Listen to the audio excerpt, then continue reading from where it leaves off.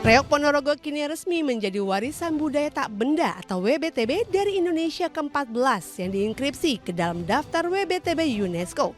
Menteri Kebudayaan Fadly Zon dalam pesan virtual yang disampaikan di hadapan anggota komite dan delegasi Intergovernmental Committee for the Safeguarding of the Intangible Cultural Heritage ke-19 di Paraguay menyatakan bahwa inskripsi Reok Ponorogo sebagai Intangible Cultural Heritage oleh UNESCO menjadi momen penting bagi Indonesia dalam upaya pelestarian seni budaya tradisional yang berakar kuat pada nilai-nilai lokal dan semangat gotong royong. Reok Ponorogo, seni pertunjukan yang berasal dari Kabupaten Ponorogo, Jawa Timur, mencerminkan harmoni antara tari, musik, dan mitologi. Seni ini menggambarkan keberanian, solidaritas, dan dedikasi yang telah menjadi identitas masyarakat Ponorogo selama berabad-abad. Reok juga merupakan simbol dari gotong royong yang tercermin dalam proses kreatifnya, mulai dari pembuatan topeng hingga kolaborasi antar seniman, pengrajin, dan komunitas lokal. Menteri Fadly Zon menyoroti tantangan pelestarian seni tradisional di era modern. Ia menegaskan bahwa inskripsi ini merupakan pengakuan internasional atas kekayaan budaya Indonesia sekaligus seruan untuk melestarikannya di tengah tantangan globalisasi dan modernisasi. Lalu, bagaimana selengkapnya? Saksikan hanya di iBreak.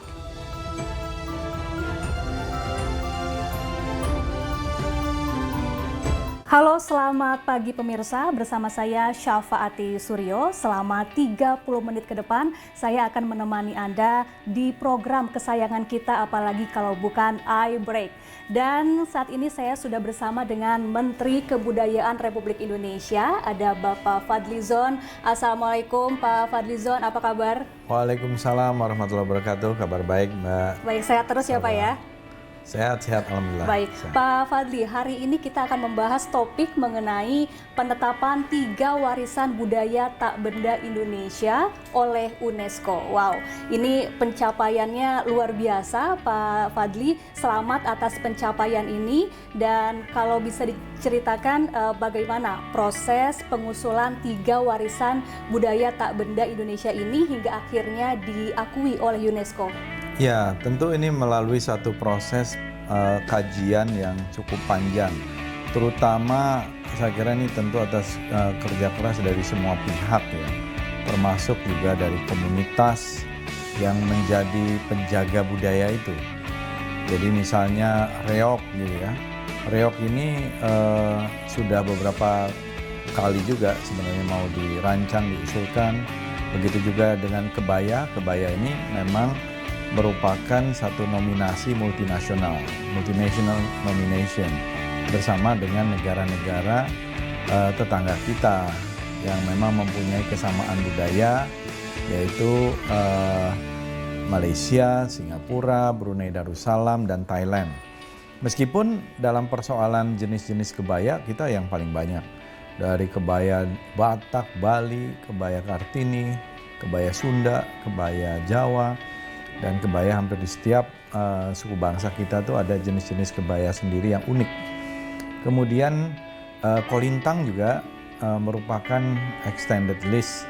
Ini bersama dengan negara-negara di Afrika Barat yang ternyata kita mempunyai kesamaan, kemiripan di dalam alat musik kolintang. Mereka itu balafon namanya. Balafon itu juga mempunyai semacam alat musik yang sama dengan kolintang, tapi resonatornya berbeda. Resonatornya kalau kolintang ini dari kayu, kalau balafon itu dari buah labu siam. Saya pernah lihat itu langsung karena saya pernah berkunjung ke itu, adanya di Burkina Faso, di Pantai Gading, Côte d'Ivoire di Afrika Barat, dan juga di Mali. Nah, jadi ketiga warisan budaya tak benda ini atau Intangible Cultural Heritage ini akhirnya masuk di dalam semua keputusan dari sidang Intergovernmental UNESCO yang ke-19 di Asuncion di Paraguay. Tentu kita punya tanggung jawab sekarang untuk melestarikan, mengembangkan, memanfaatkan, membina dari warisan-warisan budaya ini. Dan sekali lagi ya, ini kita berharap terutama kepada komunitas ya pemilik, para pegiat kebudayaan, para pejuang kebudayaan untuk kita melestarikan dan mengembangkan dan memeriahkan ketiga budaya ini. Baik, siapa saja stakeholders yang terlibat dalam upaya pengakuan ini dan bagaimana bentuk kerjasama mereka dengan pemerintah?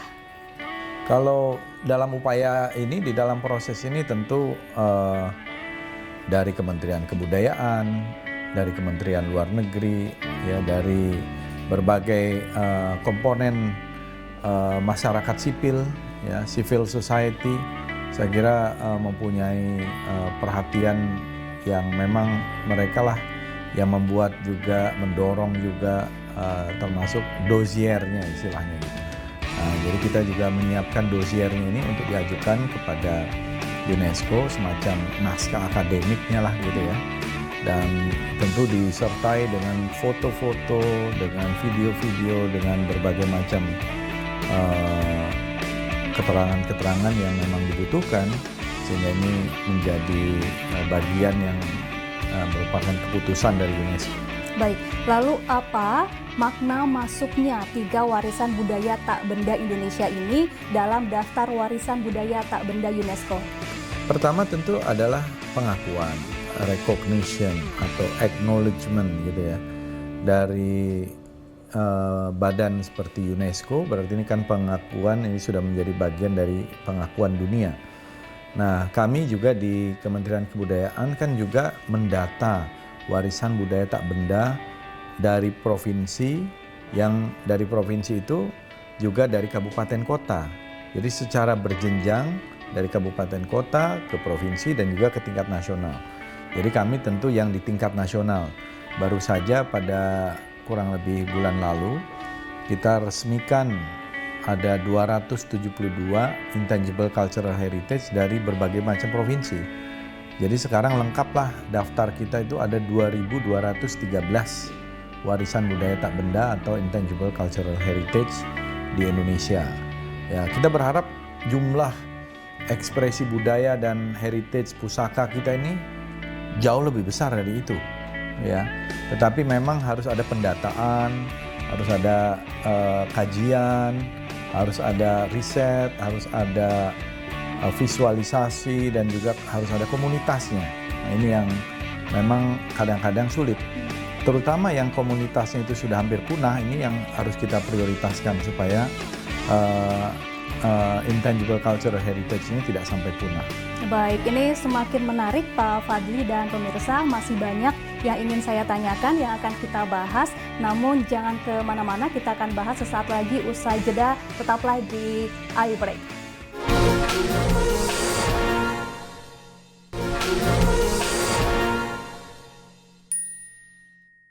Ya, kembali lagi bersama saya Syafaati Suryo di iBreak, dan masih bersama saya ada Menteri Kebudayaan Republik Indonesia, ada Bapak Fadlizon, dan kita akan membahas lebih lanjut mengenai penetapan 3 warisan budaya tak benda Indonesia oleh UNESCO. Pak Fadli, kita lanjutkan. Ini bagaimana pemerintah memastikan bahwa pengakuan UNESCO ini tidak hanya bersifat simbolis, tetapi menjadi bagian integral dari pembangunan kebudayaan nasional? Ya.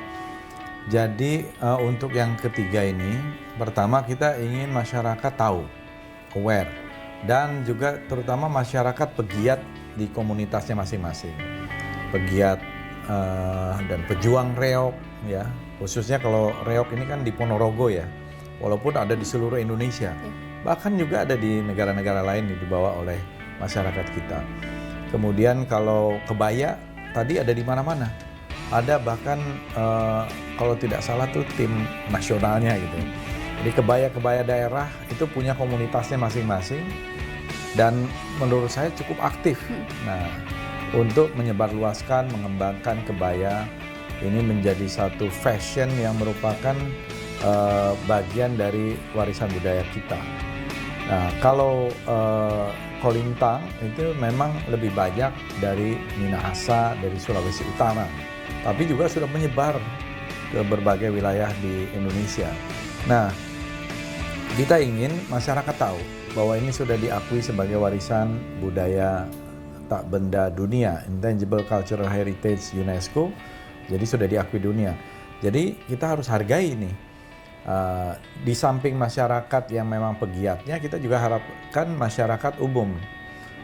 Karena itulah kita menyebarluaskan informasi ini, kita diseminasi, dan mungkin ada semacam selebrasi lah, dalam arti kita mensosialisasikan kembali budaya reog, budaya kebaya, budaya kolintang, dan kami juga akan mengumumkannya secara resmi gitu ya. Nanti rencananya tanggal 13 di Museum Nasional ada semacam undangan ya, kita syukuran terhadap 3 warisan budaya tak benda ini menjadi Intangible Cultural Heritage UNESCO. Sekaligus nanti di sana rencananya akan launching dari logo baru Kementerian Kebudayaan. Lalu kita berharap juga masyarakat komunitas ini ikut menggerakkan pemakaian lagi kebaya pada hari-hari tertentu, pada event-event tertentu. Begitu juga kolintang semakin banyak disosialisasikan kepada generasi muda, dan reog Ponorogo sebagai sebuah seni pertunjukan, performance, dan ada nilai-nilai pengetahuan, filosofi yang berada di belakangnya. Ini makin hidup festival-festivalnya, tidak hanya di Ponorogo tapi juga di berbagai provinsi di Indonesia. Baik, kemudian Pak Fadli, apa langkah strategis yang akan diambil untuk memperkuat kolaborasi antara pemerintah, komunitas lokal, dan juga sektor swasta dalam pelestarian WBTB ini? Jadi langkah-langkah strategis ya tentu kita harus duduk bersama. Memang kerja budaya, pemajuan kebudayaan ini harus kerja multi pihak, ya, multi stakeholder. Harus ada pemerintahnya, harus ada pihak swastanya, harus ada komunitas pegiat kebudayaan itu, sehingga terbentuklah ekosistem.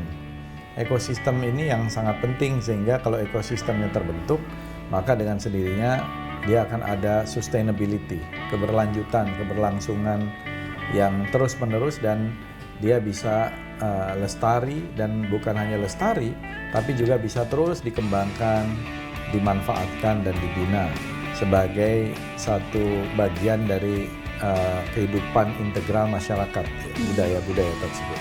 Baik, bagaimana kemudian pemerintah mendorong partisipasi aktif masyarakat, khususnya para generasi muda, dalam melestarikan dan juga mempromosikan WBTB ini, Pak Fadli? Ya, memang ini perlu ada sosialisasi, untuk juga perlu ada narasi, literasi, dan edukasi. Itu kata-kata kuncinya gitu ya. Kadang-kadang masyarakat tuh bukannya tidak suka, tapi karena tidak tahu. Ya itu perlulah ada diseminasi informasi, perlu ada literasi. Apa sih reog itu? Bagaimana sih cara performance reog itu? Bahan-bahannya apa? Bagaimana itu kolintang? Bagaimana ya kebaya sih rata-rata kalau perempuan pasti udah tahu ya. Nah, kemudian juga ada edukasi bahwa ini adalah bagian dari budaya kita. Dan kita harus bangga dengan budaya kita itu. Kalau bukan kita yang menghargai, apresiasi budaya kita, lantas siapa lagi? Ya. Dan kalau bukan sekarang, kapan lagi gitu ya. Jadi ya harus dilakukan sekarang, apalagi ada satu momentum ketika UNESCO mengakui 3 ekspresi budaya itu sebagai warisan budaya dunia, warisan tak benda dunia, sebagai pusaka dunia, kira-kira gitu. Baik, termasuk nanti acara di Museum Nasional Jakarta nanti ya, Pak Fadli, sebagai bentuk promosi begitu ya. Iya. Boleh dibocorkan ini akan seperti apa rangkaian acaranya nanti? Ya, kita undang juga perwakilan-perwakilan negara asing, komunitas-komunitas, tapi tentu perwakilan-perwakilan lah. Ini kan semacam trigger aja. Kita berharap nanti semakin banyak. Ya, mungkin betul. ada kegiatan di daerah masing-masing. Mungkin ada di perguruan tinggi, di sekolah masing-masing. Mungkin pada hari-hari tertentu atau pada hari yang ditentukan pakai kebaya. Atau ada Car Free Day pakai kebaya, gitu ya. Atau kegiatan-kegiatan lain. Atau misalnya ada festival kolintang lagi, atau ada perayaan-perayaan yang menggunakan reog dan sebagainya. Jadi ini yang kita harapkan ya, bisa bergerak untuk memeriahkan, menyemarakkan budaya kita. Kita ingin orang Indonesia itu kerasukan budaya Indonesia. jangan kerasukan budaya orang lain. Betul. Gitu ya. Semakin mencintai budaya Iya. sendiri ya Pak Fadli. Semakin mencintai budaya kita sendiri gitu. Dan ini yang kita perlukan, perlu ada dorongan itu.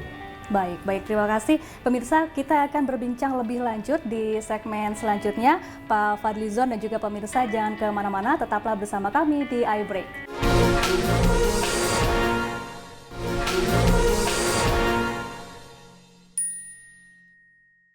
Ya, kembali lagi bersama saya Syafaati Suryo dalam program iBreak, dan masih bersama saya ada Menteri Kebudayaan Republik Indonesia Bapak Fadlizon, dan kita masih membahas lebih lanjut mengenai penetapan 3 warisan budaya tak benda Indonesia oleh UNESCO. Nah, Pak Fadlizon, mari kita lanjutkan. Ini apakah ada rencana untuk menjalin kolaborasi dengan negara lain yang memiliki warisan budaya serupa, seperti misalnya program pertukaran budaya atau pengembangan penelitian bersama, mengingat 2 WBTB yang ditetapkan UNESCO adalah warisan bersama negara-negara lainnya? Tentu kita akan sekarang ini sedang mengkaji ada beberapa warisan budaya tak benda kita yang sudah di level nasional yang kira-kira mempunyai tingkat kesamaan dengan beberapa negara, akan kita daftarkan juga, dan kita berharap ini segera bisa mendapatkan persetujuan. Tapi memang prosesnya itu ternyata tidaklah mudah. Harus ada komunikasi dengan negara yang bersangkutan, harus ada komunikasi dengan komunitas di negara tersebut. Jadi kita memang harus detail kerjanya, dan kita berharap juga masyarakat lebih proaktif gitu ya. Sekarang ini semakin antusias untuk mendaftarkan warisan budaya tak benda karena kita mempunyai program untuk pengakuan sertifikasi dari Intangible Cultural Heritage di tingkat nasional. Jadi hampir setiap provinsi sekarang ini menggalang itu. Dan bagi saya ini adalah sejalan dengan perintah konstitusi. Pasal 32 Undang-Undang Dasar 1945, yaitu apa bunyinya? Banyak orang yang tidak hafal ini. Negara memajukan kebudayaan nasional Indonesia di tengah peradaban dunia. Jadi itu perintah. Negara memajukan kebudayaan nasional Indonesia di tengah peradaban dunia dengan menjamin kebebasan masyarakat untuk memelihara dan mengembangkan budayanya masing-masing. Jadi inilah undang-undang dasar kita, konstitusi kita sudah memerintahkan ini. Jadi memang masyarakat, negara, dan berbagai pihaknya harus, mari kita kembangkan bersama-sama budaya kita. Karena bangsa yang beradab itu adalah bangsa yang menghargai kebudayaannya. Dan budaya itu tidak bisa dipisahkan dari satu proses karakter building, tidak bisa dipisahkan dari proses pembentukan identity, dan kita ini juga memang harus reintroduce kembali, memperkenalkan kembali budaya kita ini kepada masyarakat, terutama generasi muda.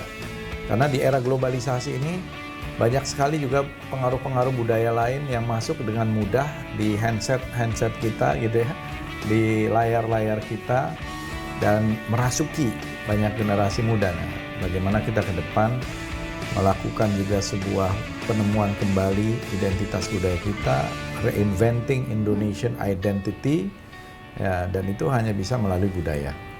Baik, kemudian apa kebijakan jangka panjang pemerintah untuk melestarikan WBTB yang telah diakui oleh UNESCO ini, Pak Fadli? Ya, kita harus selalu mengingatkan, setiap tahun juga kita membuat semacam festivalnya bahkan. Minggu lalu saya membuka festival dari 13 yang sudah diakui oleh UNESCO di Yogyakarta itu. Dari mulai yang pertama yaitu wayang, keris, batik, angklung, ada noken, ada saman, ada tari Bali, ada gamelan, ada pantun, ada pencak silat, ada pinisi, dan tahun lalu terakhir juga ada jamu. Nah, dan dengan ada tambahan ini menjadi 16. Jadi setiap tahun juga kita akan ada satu event untuk mengingatkan ini, tapi yang lebih penting sebenarnya di masyarakatnya. Nah, kita punya komunitas-komunitas wayang, keris, ada angklung, ada komunitas batik luar biasa, dan ini sudah hidup.